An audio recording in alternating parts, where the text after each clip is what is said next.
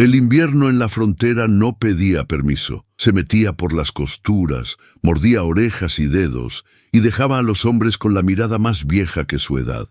En 1878, en un valle donde la nieve caía a rachas y el viento arrastraba agujas de hielo como si fueran arena, un cowboy avanzaba solo, con el sombrero hundido y el cuello envuelto en un pañuelo gastado.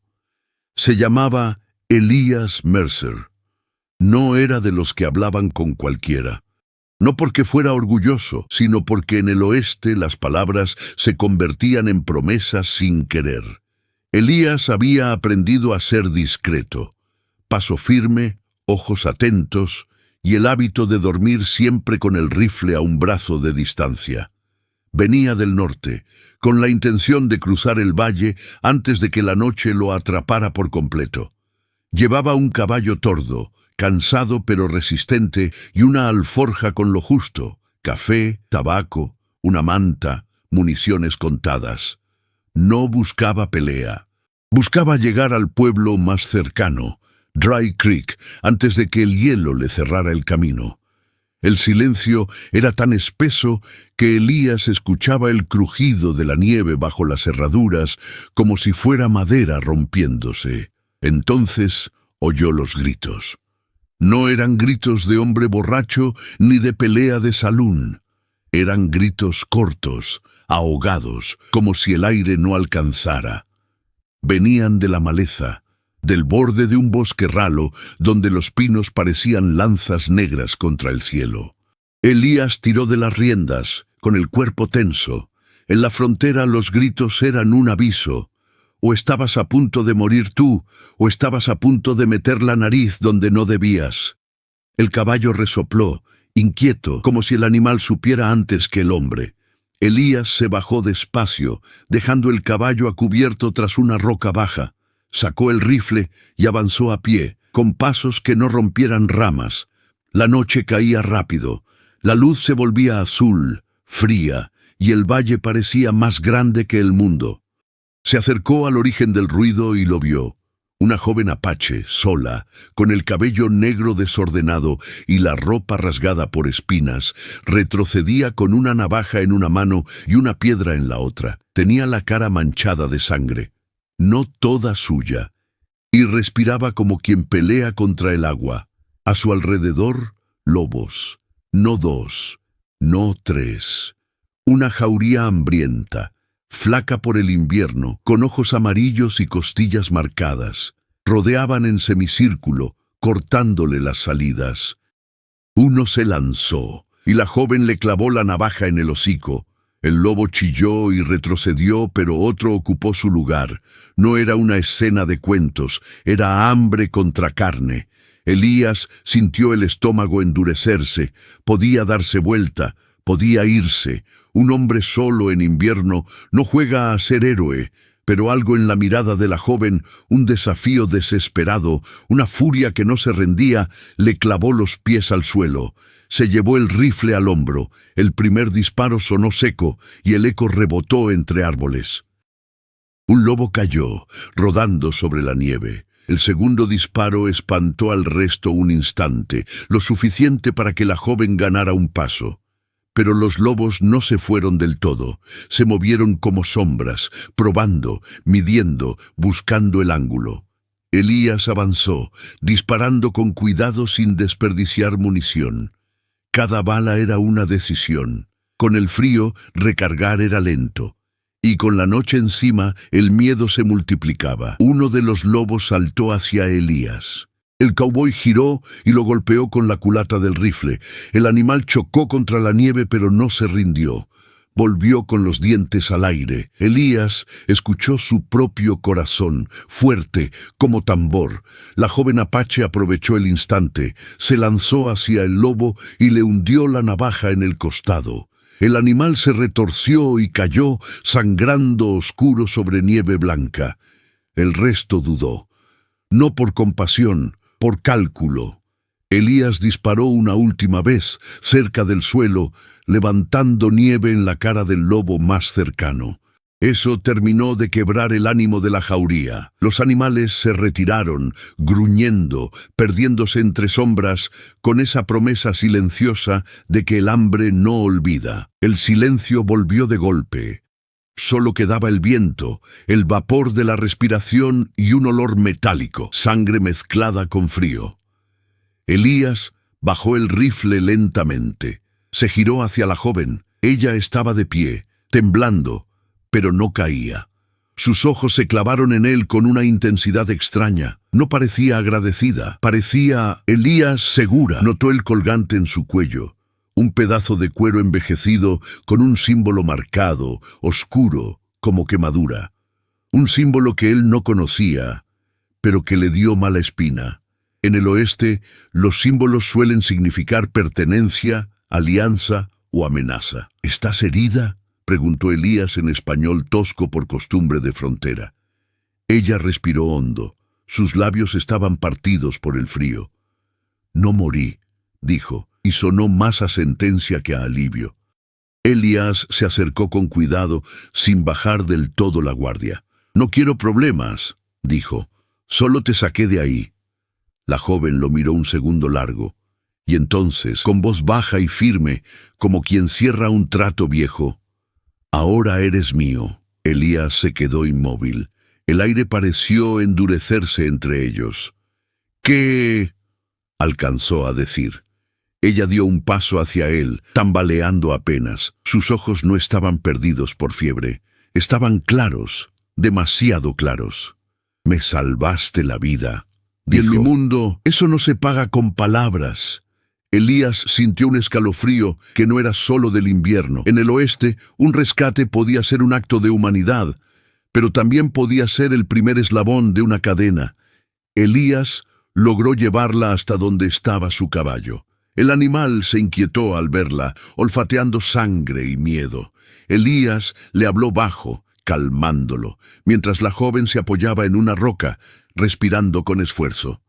«Necesitas un fuego», dijo Elías, «y vendas».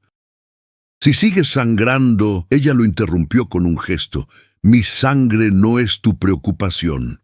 «Ahora sí lo es», respondió Elías, sin querer sonar duro. «No te voy a dejar aquí para que vuelvan los lobos, o algo peor». La joven lo observó con una mezcla de cansancio y evaluación. No era la mirada de alguien rescatado. Era la mirada de alguien que está decidiendo qué hacer contigo. Elías sacó una manta de su alforja y la envolvió alrededor de sus hombros. Ella no se resistió, pero tampoco agradeció. «¿Cómo te llamas?», preguntó Elías. La joven tardó un momento en responder. «Nika». Elías asintió. «Soy Elías. Hay un pueblo al oeste, Dry Creek. Si llegamos antes del amanecer, quizá encontremos al doctor o al menos alguien con alcohol y aguja». Nika soltó una risa corta, sin humor. «¿Crees que puedo entrar a ese pueblo sin que me miren como si fuera un animal?» Elías no tuvo respuesta inmediata, porque sabía que tenía razón. «Igual es mejor que morir aquí», dijo. Nika levantó el mentón. «No morí aquí. Eso ya cambió todo». Elías la ayudó a subir al caballo delante de él para sostenerla. Ella se sentó rígida, como si odiara depender. Elías montó detrás y tomó las riendas, cuidando no apretarla demasiado. Se pusieron en marcha. El camino era lento, la nieve escondía piedras, el viento golpeaba de lado, y Elías sentía el calor del cuerpo de Nika temblando contra el suyo. «Lo que dijiste, ahora eres mío», murmuró él. Al cabo de un rato. «No sé qué significa». «Yo no». «No es una amenaza», dijo Nika sin girar la cabeza. «Es una verdad». Elías apretó la mandíbula. «En mi mundo, esa frase suena como problema». Nika respiró, y por un instante Elías notó que tenía el hombro herido. Un corte profundo, mal hecho, quizá de garra o de piedra. La sangre se había mezclado con nieve y se había secado en parte. «En tu mundo», dijo Nika, «la gente firma papeles y luego los quema». Elías no respondió. Nika continuó, más baja. «En el mío, una vida salvada es una cuerda. Si la cortas, te ahogas». Elías tragó saliva. «Yo no quiero atarte», Solo hice lo que hice. Nika bajó la mano hacia el colgante de cuero que llevaba. Elías vio el símbolo de cerca, un sello marcado, gastado por el tiempo. No era adorno, era identificación. Esto, dijo Nika, es un juramento, un recuerdo. Mi padre lo llevaba, y el padre de mi padre antes. Elías sintió un peso en el pecho sin entenderlo. ¿Un juramento con quién?, preguntó. Nika guardó silencio, y ese silencio fue respuesta. Con alguien peligroso. Siguieron avanzando. La noche se hizo más negra y el valle más estrecho. En una curva, Elías notó huellas en la nieve, recientes, marcas de botas y herraduras. No eran suyas, no eran de Nika. Se detuvo. Alguien pasó por aquí. Nika se tensó. Su cuerpo dejó de temblar por el frío y empezó a temblar por otra cosa. Alerta. ¿Cuántos?, preguntó ella. Elías se agachó, tocó la nieve, miró el patrón. 2 caballos, quizá 3 hombres, no hace mucho. Nika cerró los ojos un instante como si maldijera por dentro. Te dije, murmuró. No era el lobo el peligro. Elías miró alrededor. El viento traía un olor lejano, humo y algo más, como cuero mojado. ¿Quién te sigue?, preguntó Elías. Nika giró la cabeza por primera vez y lo miró directo. No me siguen a mí. Su voz bajó, afilada. Siguen lo que llevo. Y ahora te vieron conmigo. Elías sintió que el frío se le metía por la espalda. Nika apretó el colgante, un nombre que no se dice en saloons. Elías tragó saliva. Necesito saber. Si voy a cruzar este valle con gente siguiéndonos, necesito saber a qué me metí. Nika lo observó largo. Luego, como quien decide abrir una puerta que no se cierra fácil. Hubo un masacre en el desierto, hace años, un campamento, mujeres y niños. Los hombres del ejército dijeron que fue confusión. Nika escupió la palabra. Yo sobreviví. Elías sintió un golpe en la historia así en la frontera, pero nunca sonaba menos cruel. ¿Y ese símbolo?, preguntó. Ese símbolo pertenece a una alianza cherokee, dijo Nika. Una red, no magia, personas, familias, deudas. Ellos ayudan a los que el papel no protege. Elías la miró sorprendido. ¿Cherokees aquí? Los caminos no están en mapas, respondió Nika, y las promesas viajan.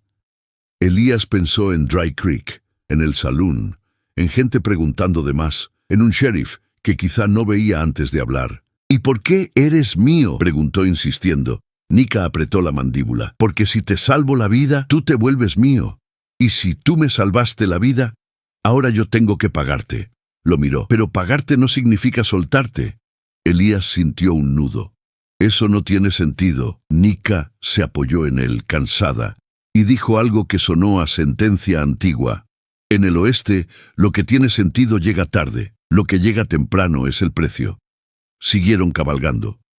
Y detrás, invisibles, las huellas seguían apareciendo en la nieve como si alguien estuviera escribiendo su destino con herraduras. Dry Creek no era un pueblo grande, pero era lo bastante grande como para tener 2 cosas peligrosas: un salón y un cementerio con espacio nuevo. Tenía una calle principal con edificios bajos, una oficina de sheriff con estrella apagada por el polvo y una iglesia pequeña donde el pastor hablaba más de pecado que de hambre. Llegaron cuando el cielo apenas aclaraba. El humo de chimeneas era delgado, las puertas estaban cerradas, pero los ojos estaban despiertos. Elías llevó el caballo por una calle lateral para evitar la plaza principal. No quería entrar como espectáculo, pero el oeste siempre encuentra manera de convertirte en uno. Cuando cruzaron frente al establo, un hombre los vio y dejó caer un cubo. El sonido del metal en el suelo fue como campana.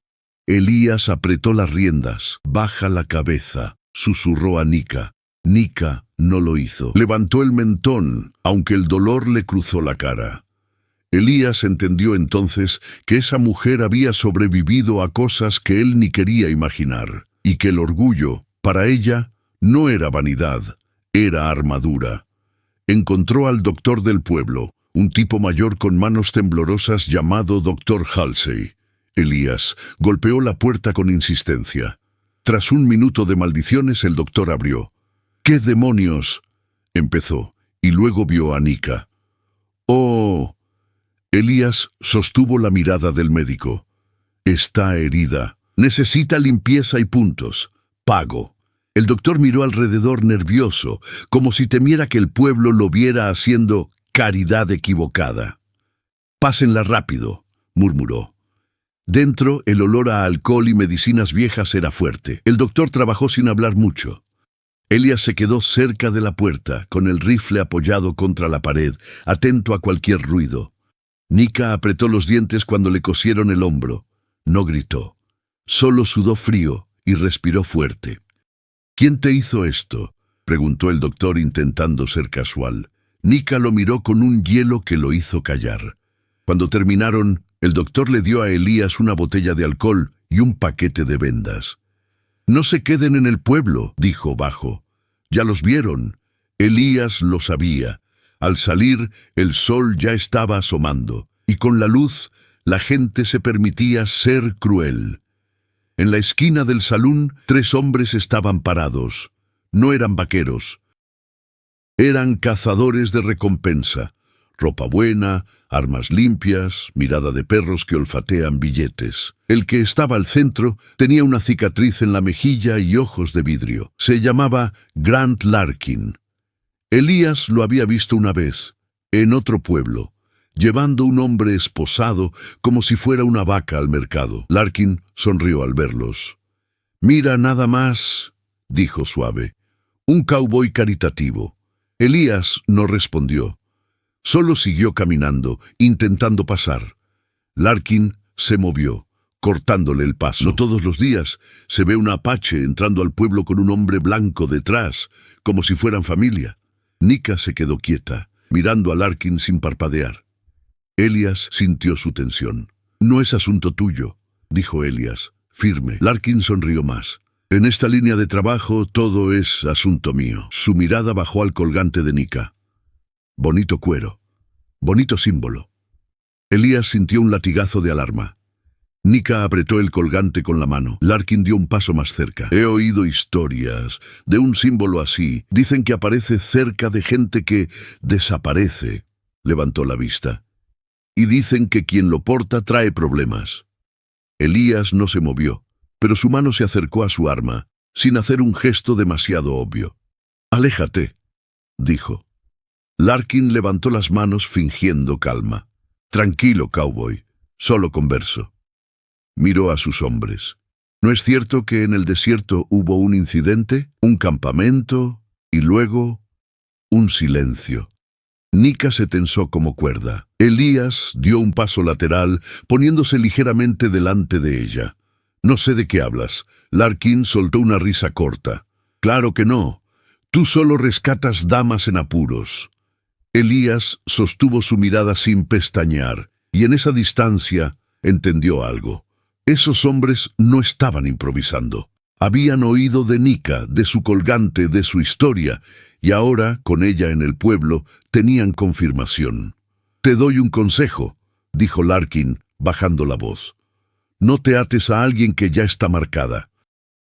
Si lo haces, terminas marcado tú. Nika habló por primera vez en ese intercambio, su voz baja pero cortante. —Ya lo está. Larkin la miró, intrigado. —Ah, sí —sonrió—. Entonces será más fácil seguirlos. Elías no esperó más. Tiró de Nika hacia el lateral y siguieron caminando, pero sabía que los ojos lo seguían como perros. Entraron al establo. Elías pagó rápido por un cuarto trasero, un lugar donde esconderse por unas horas. Le dio agua a su caballo y miró a Nika. —No podemos quedarnos aquí. Nika asintió. No quise venir, solo necesitaba aguja. Elías respiró hondo. —¿A dónde vamos? Nika miró hacia la ventana, donde el pueblo se movía como si nada. —A donde el papel no manda. Tocó el colgante. Hay gente que reconoce esto. Si llegamos, no estaremos solos. Elías apretó la mandíbula. —¿Y si no llegamos? Nika lo miró como si esa pregunta fuera inútil. Entonces, Tú mueres por mi deuda, y yo muero por mi nombre. Elías sintió un frío nuevo. No era el invierno. Era la certeza de que el rescate había terminado. Y ahora lo que venía era una cacería con hombres, no con lobos. Salieron de Dry Creek al mediodía, tomando un camino de arroyos y colinas para evitar la ruta principal. Elías conocía esas tierras lo suficiente para no perderse, pero no lo suficiente para sentirse dueño. El oeste no era de nadie, solo prestaba el suelo por un rato. Nika iba más despierta, aunque su herida le dolía. Elías notaba cómo se obligaba a mantenerse erguida, como si caer fuera darle razón al mundo. ¿Cuántos vienen?, preguntó Elías. Nika miró atrás, hacia el horizonte. Larkin y 2, quizá 3 más, pero no son los únicos. Su voz bajó. Hay hombres que cobran por cabezas y hay hombres que cobran por silencio. Elías apretó los dientes. ¿Qué quieren de ti? ¿Dinero? Nika soltó una risa seca. No, quieren cerrar una historia. El camino se volvió más estrecho. Pasaron por un cañón con rocas altas. Elías no le gustaba. Era un lugar para emboscadas, un lugar donde el eco hacía que un disparo sonara como 10. Elías frenó. No me gusta esto. Nika observó las piedras. Sus ojos se afilaron. Tampoco a mí. Vieron señales. Una rama rota demasiado limpia. Una piedra movida. Una huella reciente donde no debía haber. Elías sintió el sudor frío bajo la camisa. Nos están cortando el paso. Nika asintió. Larkin no es tonto. Y entonces, como confirmación, una voz rebotó desde arriba. «¡Elías Mercer!», gritó. «No tienes por qué morir aquí». Elías levantó la vista. Grant Larkin apareció en lo alto, con 2 hombres a sus lados, rifles apuntando hacia el cañón. Abajo, en la salida, otros 2 hombres bloqueaban el paso. Una trampa limpia, sin lobos, sin ruido hasta el último segundo. Elías apretó las riendas. Su caballo se inquietó. «¡Baja el arma, cowboy!», gritó Larkin. «Entrega a la muchacha. Te dejo ir». Elías miró a Nika. La joven apretó el colgante y lo miró sin miedo, como si ya hubiera aceptado el final desde antes de nacer. Elías tragó saliva. «No es mercancía», dijo, levantando la voz. Larkin sonrió. «En el oeste, todo lo es». Elías pensó rápido. No tenía ventaja de altura, no tenía cobertura buena. Si intentaba correr, lo bajarían del caballo. Entonces Nika se inclinó hacia él y susurró algo que lo sorprendió. «No mires arriba, mira las sombras». Elías parpadeó. Nika señaló, casi imperceptible, una grieta lateral del cañón, un paso estrecho que parecía solo piedra. Elías no lo habría visto si no lo buscaba. «¿Puedes llegar?», susurró ella. Elías midió distancia. Era difícil, pero posible. Larkin gritó de nuevo. «Última oportunidad, Mercer. No hagas esto por alguien que te va a arrastrar al infierno». Elías sintió el corazón golpearle. Y sin embargo, en lugar de pánico, sintió algo extraño. Claridad. Porque ya estaba en el infierno desde que eligió intervenir con los lobos. «Si la quieres, ven por ella», gritó Elías. Larkin se rió, y esa risa fue la señal. Disparos. Elías se lanzó hacia la grieta lateral, empujando al caballo con todo. Una bala pasó cerca, arrancando astillas de piedra. Otra le rozó el sombrero. El caballo relinchó, casi cayendo, pero siguió. Entraron en el paso estrecho. Era un túnel natural de roca y sombra. Dentro, el sonido de los disparos se apagó un poco, como si el mundo hubiera cerrado una puerta. Salieron por el otro lado, hacia un terreno de matorrales y pequeñas colinas. Elías no detuvo el caballo hasta que el aire le quemó los pulmones. Cuando por fin paró, respirando fuerte, miró a Nika. «¿Cómo sabías eso?». Nika no respondió de inmediato. Se tocó el colgante y por primera vez dejó que el cansancio le quebrara la voz apenas. «Mi madre me llevó por aquí cuando era niña, huyendo de hombres como esos. miró a Elías, huyendo de hombres que decían proteger y solo querían borrar. Elías apretó la mandíbula. Entonces esto no termina. Nika negó. No, solo cambia de forma. Elías miró el horizonte. Pensó en Dry Creek. Pensó en el sheriff, que quizá ni sabía de todo esto. Pensó en que su nombre ya estaba en la boca de Larkin. ¿A dónde vamos ahora?, preguntó. Nika señaló hacia el oeste, donde el terreno se abría. A las colinas del Hierro Rojo. Allí hay un campamento, Apache, no blanco. Gente mezclada, gente que cree en deudas más que en papeles. Elías miró su herida, su cansancio, su caballo sudado en invierno. ¿Y si no nos aceptan? Nika lo miró, firme. Aceptarán el símbolo y aceptarán la deuda. Su voz bajó. ¿Y si no? Pelearemos. Elías tragó saliva. Sigo sin entender lo de «eres mío». Nika lo miró sin parpadear. Lo entenderás cuando alguien intente comprarte y tú tengas que decidir si tu vida vale más que tu palabra. El viento sopló. Trajo lejano el eco de cascos. Larkin no había perdido el rastro. Elías apretó las riendas. Entonces seguimos. Y siguieron con la frontera mordiéndoles el talón. Llegaron a las colinas del Hierro Rojo al caer la tarde. El lugar parecía una herida abierta. Tierra rojiza, rocas que brillaban como metal viejo y un silencio extraño, como si el viento no quisiera hablar allí. Entre esas colinas, escondido en un valle pequeño, había un campamento, tiendas bajas, fogones discretos, caballos amarrados en sombra. No era un asentamiento grande, era un refugio, un punto de paso.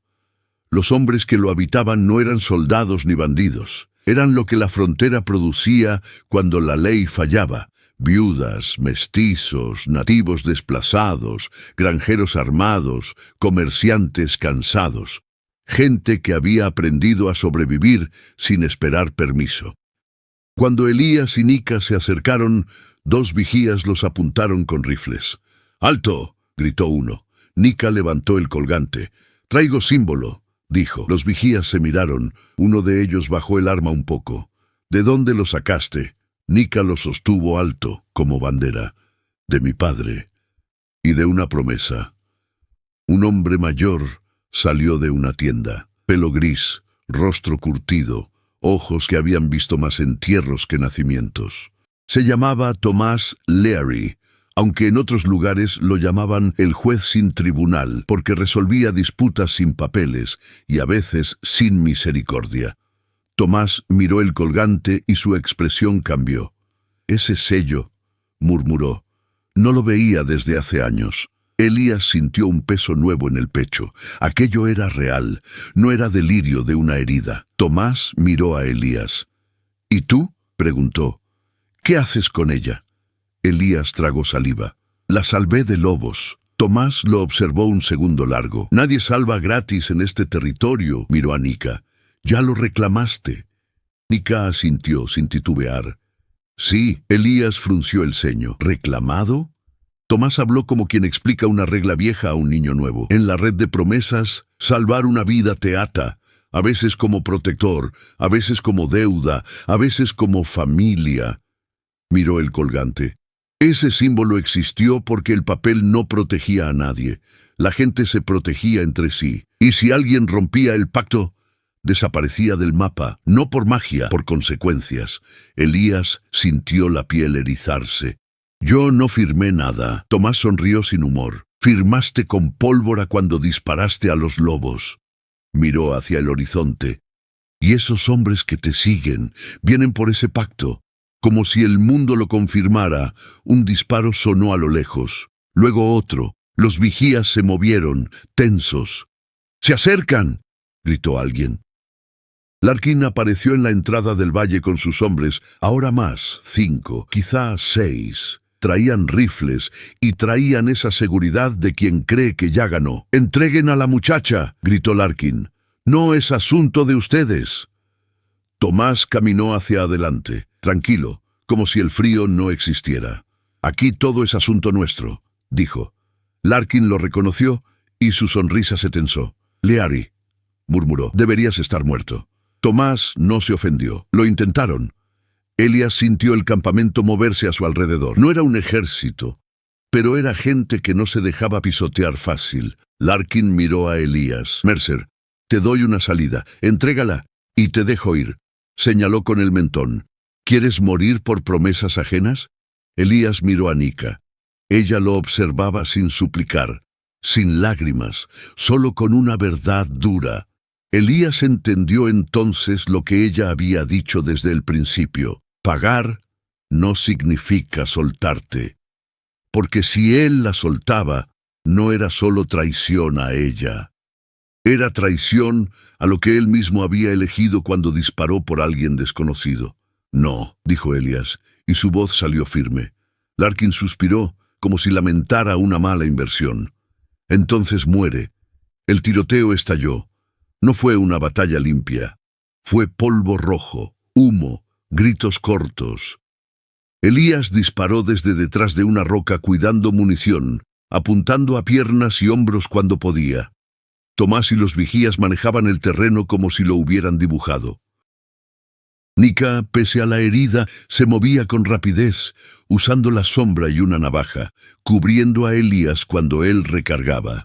En un momento, Elías se encontró cara a cara con Larkin detrás de una roca. El cazarrecompensas lo apuntó con calma. «Te lo dije», susurró Larkin. «La gente marcada arrastra a todos». Elías apretó los dientes. «No es marca, es excusa». Larkin sonrió. «Es lo mismo». Nika apareció por el lateral y le clavó la navaja en el brazo. No mortal, pero suficiente para hacerlo Larkin soltar el arma. gritó Y retrocedió maldiciendo. Tomás gritó: «¡Retírense! ¡Ya!».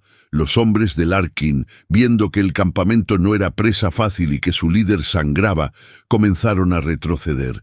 2 cayeron heridos, los demás arrastraron a Larkin hacia los caballos. Antes de irse, Larkin miró a Elías con odio prometido. «Esto no acaba», escupió. «Tu nombre ya está en mi lista». Elías respondió con el rifle aún en la mano. «Entonces aprende a leer otra lista». Larkin se fue, llevándose su rencor como abrigo.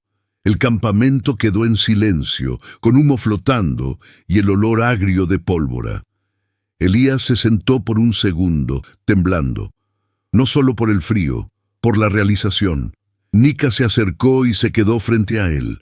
Sus ojos estaban cansados, pero claros. «Ahora entiendes», dijo. Elías levantó la vista. «Entiendo que mi vida se complicó». Nika negó. «Entiendes que la vida ya era complicada. Solo no te había tocado». Tomás se acercó. «El símbolo, mirando no es una cadena para humillarte», dijo. «Es una cadena para sostenerte cuando todo lo demás se rompe». Elías se pasó una mano por la cara. «¿Y qué significa exactamente que soy suyo?» Nika respiró hondo y por primera vez su voz tuvo algo más que dureza, tuvo peso emocional. «Significa que si tú mueres por esto, yo no sigo como si nada. Significa que tu nombre entra en nuestra red, que tu muerte tendría respuesta». Lo miró fijo. «Y significa que mientras vivas, no estás Pero también solo». Bajó la voz. «Significa que no puedes venderme ni vender lo que represento sin romperte a ti mismo». Elías sintió la garganta cerrarse. «Yo no planeaba vender a nadie». Nika asintió. «Por eso interveniste. Por eso te elegí». Elías la miró, confundido. «¿Me elegiste?»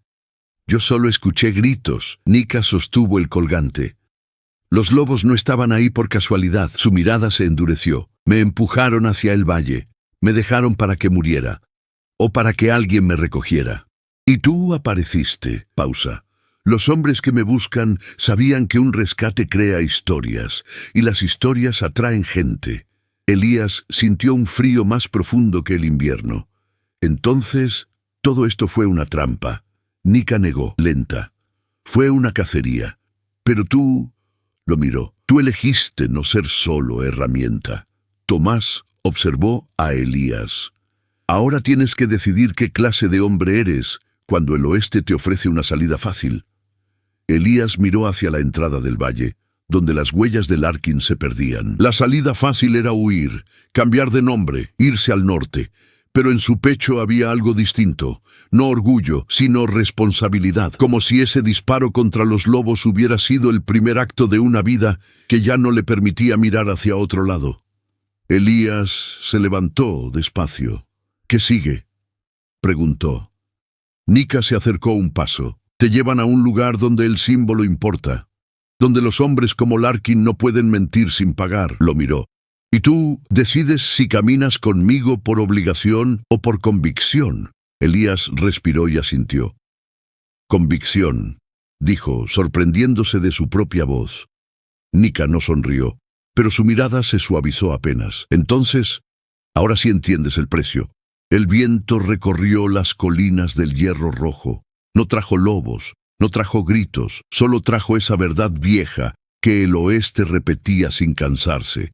Algunas vidas se salvan con un disparo y se pagan con todo lo que viene de